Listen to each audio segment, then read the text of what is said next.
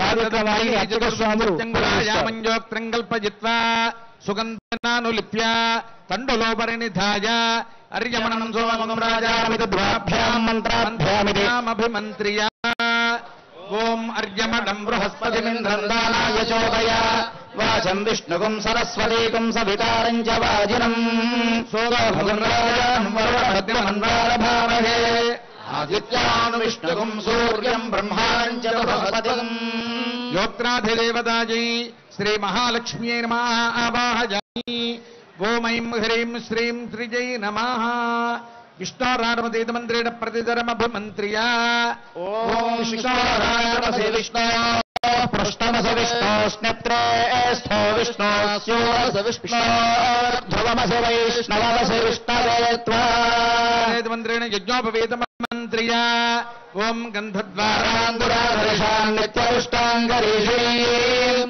ఈశ్వరీం సర్వభూతానాం తామిహోపక్వయే శ్రియం యజ్ఞోపవేతాధిష్టాన దేవతాజ శ్రీమన్నారాయణాయ నమః ఆవాహయామి ఓం నమో భగవతే వాసుదేవాయ ఆవాహిత శ్రీమన్నారాయణాయ నమః శ్రీ మహాలక్ష్మ్యై నమః అర్ఘ్యం సమర్పయామి గంధం సమర్పయామి పుష్పం సమర్పయామి ధూపమాఘ్రాపయామి దేవం చ సందర్శయామి ఓం మహామనందాయ కాలాగ్నిరూపాయ జగద్ధూమ సుగంధినే సర్వగంధవాహాయ నమః స్వాహా ఓం ఉద్దేక్యస్వజాత వేదో పఠ్యందరవసన్నమ వసోగోశ్చరమఖ్యరావహదేవనం రామదాస గోవింద గోవింద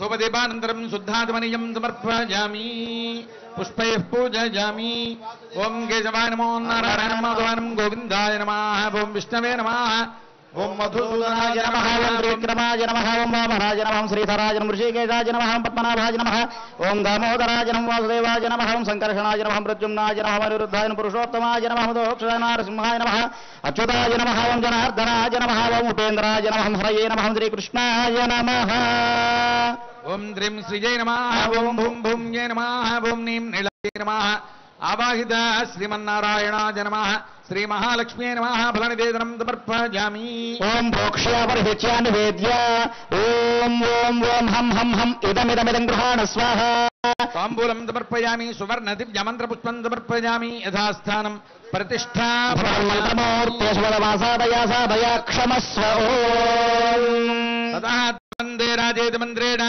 శ్రీ సీతా మహాలక్ష్మీ దేవ్యాః కటిస్థానే యోక్త్రధారణం కృత్వా అమ్మవారికి ధరింపజేసేటువంటి యోక్తాన్ని అందరికీ కూడా దర్శింపజేస్తున్నారు. యోక్త్రము అంటే దర్భలతో చేసినటువంటి తాడు.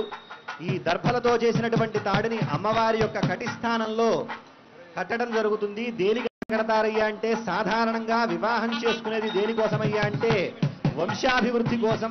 అలా వంశాభివృద్ధి కలగాలయ్యా అంటే వచ్చేటువంటి కన్య యొక్క కడుపు పండాలి.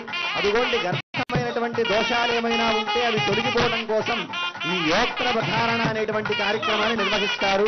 అయితే అమ్మవారికి గర్భస్థ దోషాలుంటాయి అంటే కాదు, ఆమె సంతానమైనటువంటి మనందరికీ కూడా ఉంటాయి. కాబట్టి దాన్ని దర్శించడం వల్ల మనకు అవన్నీ కూడా తొలగిపోతాయి అనేటువంటి భావనతో అమ్మవారికి యోక్త్ర ధారణం చేస్తారు.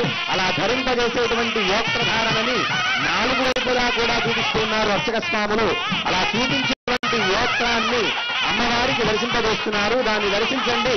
గర్భస్థమైనటువంటి దోషాలు ఏమైనా ఉంటే అవి వెంటనే తొలగిపోతాయి.